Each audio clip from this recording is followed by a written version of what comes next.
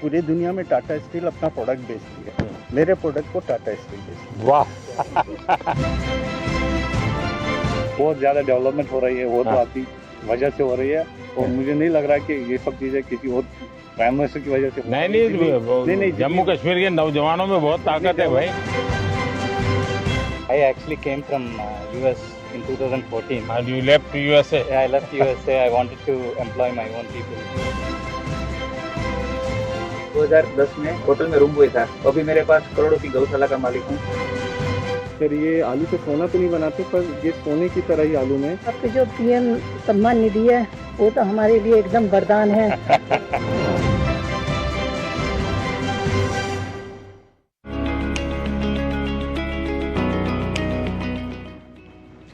राम राम। हरियाणा के हिसार जिले का हूँ जी मैंने काबली चना बोने से खेती शुरू की जी। तो पहले ये कितने साल पहले किया आपने? 4 साल हो गए जी। अब 10 क्विंटल प्रति एकड़ से पैदावार मिलती है मेरे काबली चना की। कुछ तो क्रॉप ऐसे है कि जिसके बीच में भी डाल दे तो भी दलहन होता है। हाँ, तो एक अतिरिक्त कमाई होती है, थोड़ी मेहनत पड़ती है। तो और भी किसानों को लगता है कि हम भी दलहन की तरफ चलें, अपनी जमीन फिर से जिंदा हो जाए। हाँ, लगे हैं जी, ऐसा सोचते हैं।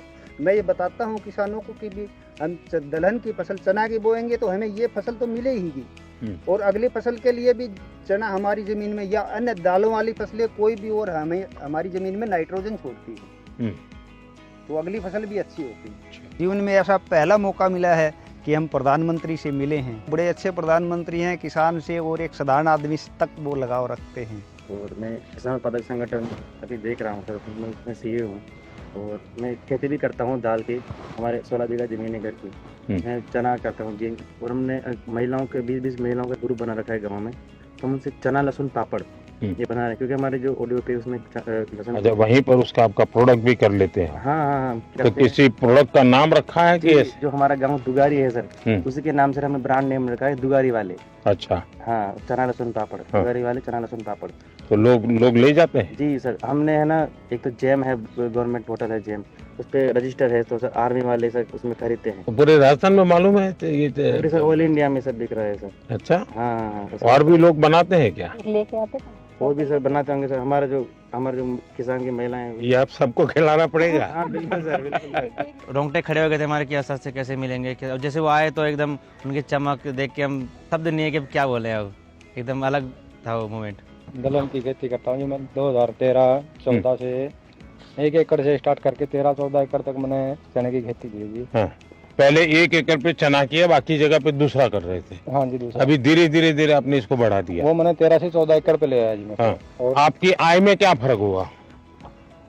आय में तो जी अच्छी क्वालिटी के बीज चुनते गए साल दर साल, और पैदावार बढ़ती गई।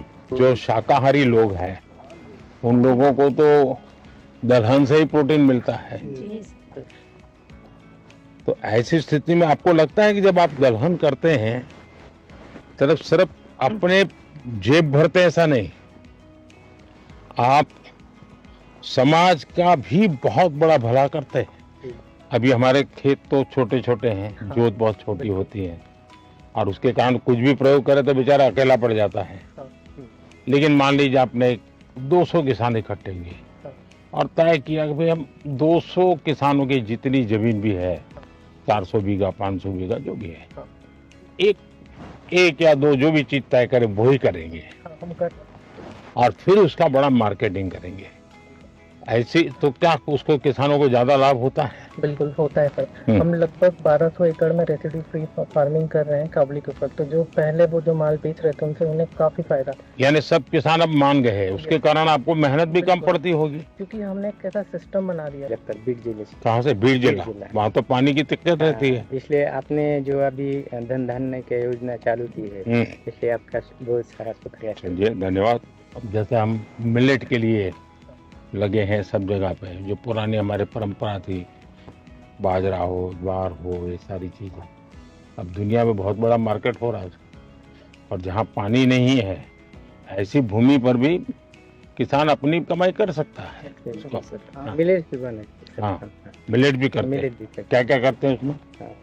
बाजरा है, बाजरा, ज्वार है, भगर, अगावे नाचनी ऐसा वो अभी भी खाते हैं लोग? खाते हैं ना, अच्छा। सब खाते हैं। और इसी के साथ साथ जब हम कस्टमर को देते हैं बॉम्बे में है, उन्होंने बातचीत इतनी की और ऐसा लगा कि ये कोई प्रधानमंत्री नहीं है, हमारे घर के आदमी है। हमारे तरफ मैं अरहर की खेती करता हूँ, युवाओं को मैं बोलूँगा कि आप इसमें इंटरेस्ट दिखाइए, किसानों का भी फायदा होगा, आपका भी एज ए बिजनेस चॉइस रही।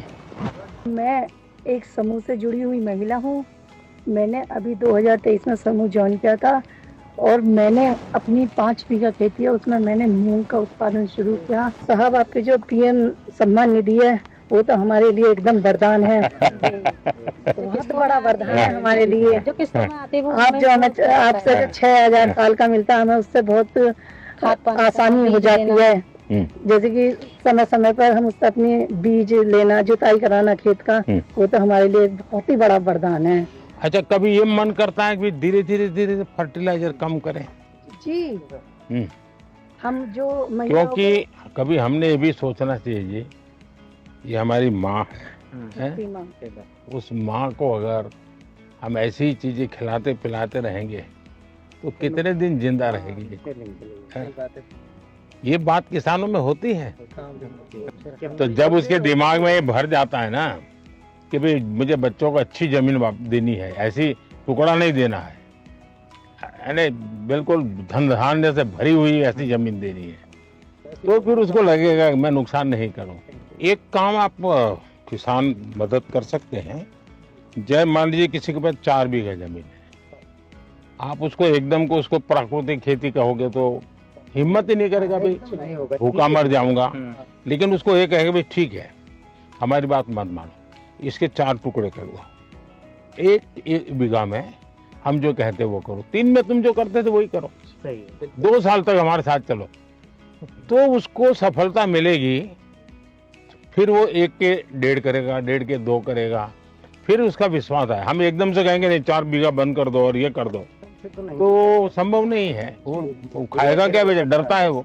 मैं चने और मसूर और उड़द की खेती करता हूँ सर, और वैसे तो जमीन कम है मेरे पास, 2 एकड़ है, ज्यादा नहीं, पर थोड़े थोड़े 100 में सर मैं कर लेता हूँ। देखिए किसान 2 एकड़ में भी मिलकर कर देता है। थोड़े किसानों के जैसे उसको जमीन कितनी छोटी है बड़ी है नहीं, उसका दिमाग बहुत बड़ा होता है जी, साहस हिम्मत बहुत बड़ी होती है। अच्छा, आपको कभी ये विचार आया कि चलो मेड़ पर हम बाढ़ करते हैं, पड़ोस वाला घुस न जाए, वो भी बाढ़ करता है और 1.5-2 मीटर जमीन हमारी खराब हो जाती है।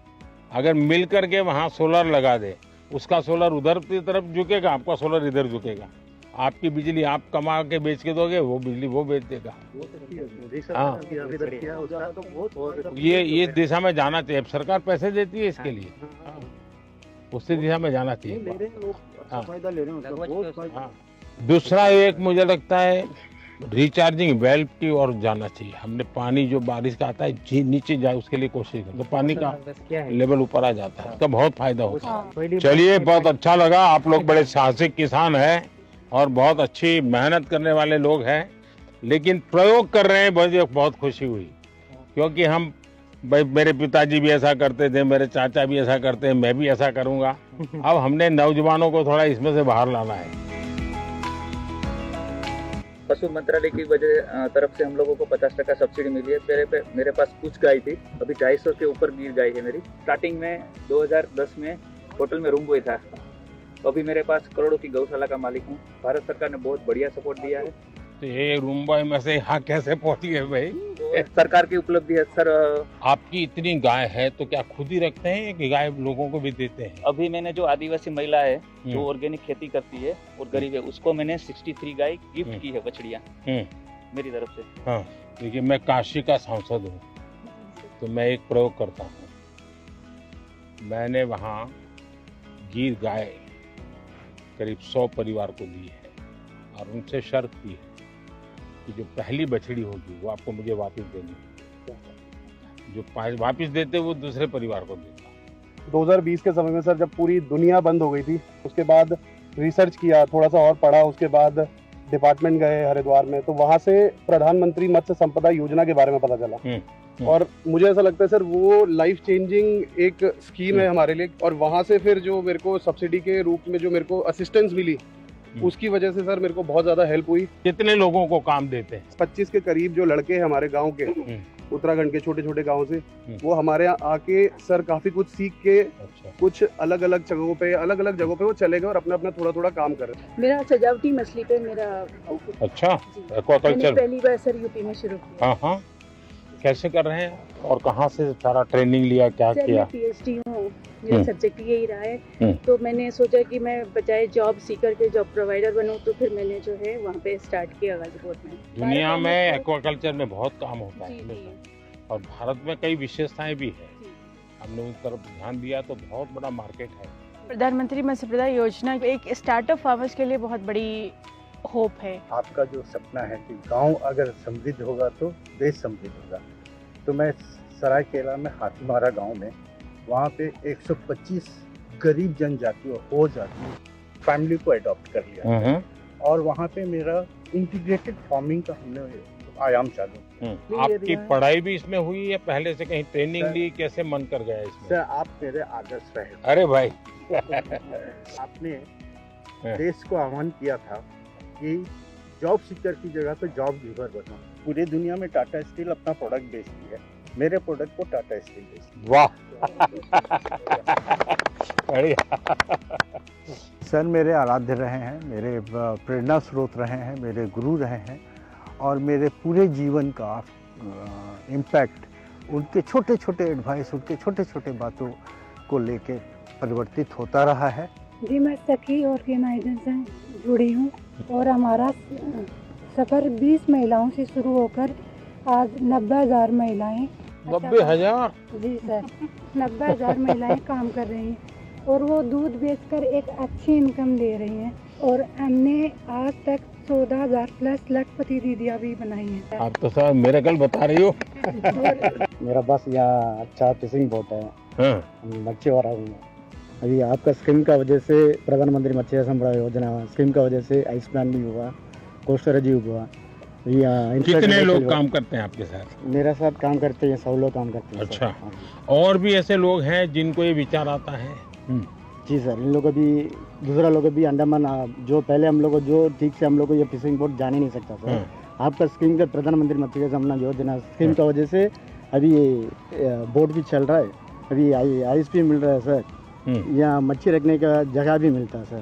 अच्छा। मैं कश्मीर से आ रहा हूँ। मैंने एक प्रोग्राम के जरिए आपकी स्कीम के बारे में सुना थी MMSI, तो वहाँ पे जाके मैं उससे मशगूल हुआ, तो मैंने ये कल्चर स्टार्ट किया 3 रेसे से। मेरे अभी 14 एम्प्लॉयज़ है, 14 एम्प्लॉयज़ है और 15 लाख का मेरा मुनाफा हो रहा है साल भर का।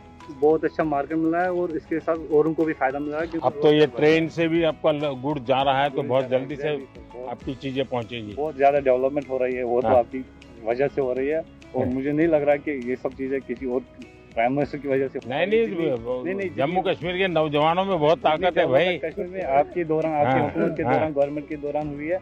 मैं नहीं चाह रहा हूँ कि और वजह से भी हो सकती है। उनसे मिलके मतलब जो थेरेपी हमें पूरी गार्डनिंग करके, पूरी एक्वाकल्चर फार्मिंग करके नहीं मिल रही है, वो आज उनसे मिलके चलते चलते बात हो गई तो अच्छा लग रहा है कि एक नेचुरल थेरेपी सी मिल गई। Namaskaram, sir. Namaskar. So I actually came from US in 2014. And you left USA? Yeah, I left USA. I wanted to employ my own people. And I started with small 10-acre farm, shrimp farming. Now I'm doing 300 plus acres shrimp farming. On top of that, I'm having hatcheries.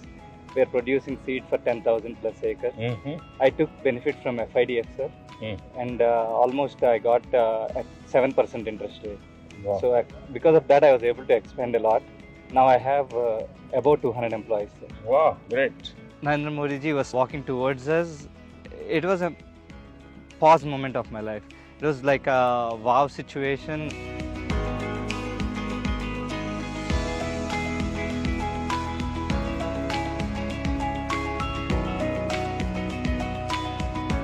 नमस्ते भाई।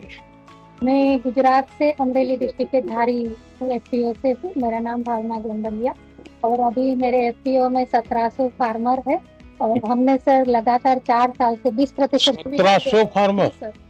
और कितनी जमीन होगी सबकी मिला करके? Sir हम 1500 एकड़ जमीन में पूरा हमारा फार्मिंग कर रहे हैं। अच्छा। और 20% डिविडेंड 4 साल से लगातार दे रहे हैं सर, 200 करोड़ प्लस। उनकी अलग अलग फसल लेते हैं कि आपने तय की हुई फसल वो करके देते हैं? एमएसपी का भी काम हम उसमें करते हैं और साथ में सर उसमें हम सबसे बड़ा अचीवमेंट है कि सरकार, भारत सरकार की जो स्कीम है ना गारंटी वाली, तो जब हमारे एफपीओ के पास पैसे नहीं थे तो 2 करोड़ रुपए हमें बिना गारंटी के दिए गए, उनसे हमारा बहुत बड़ा अचीवमेंट हुआ।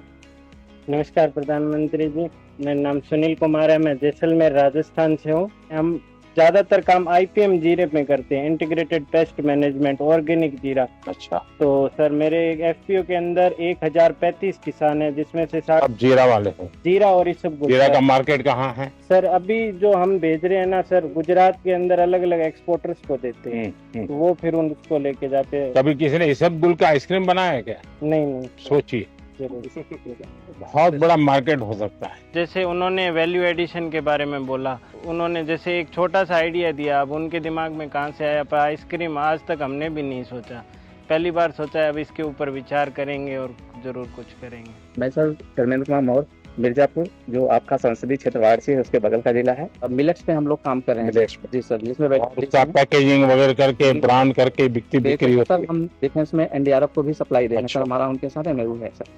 मेरा नाम फयाज अहमद है, मैं कश्मीर से हूँ, तो हम एप्पल का काम करते हैं। एप्पल वाले हैं? एप्पल वाले हैं। अब तो आपको एप्पल ले जाने के लिए गाड़ी मिल गई है? हाँ, गाड़ी तो मिल गई है।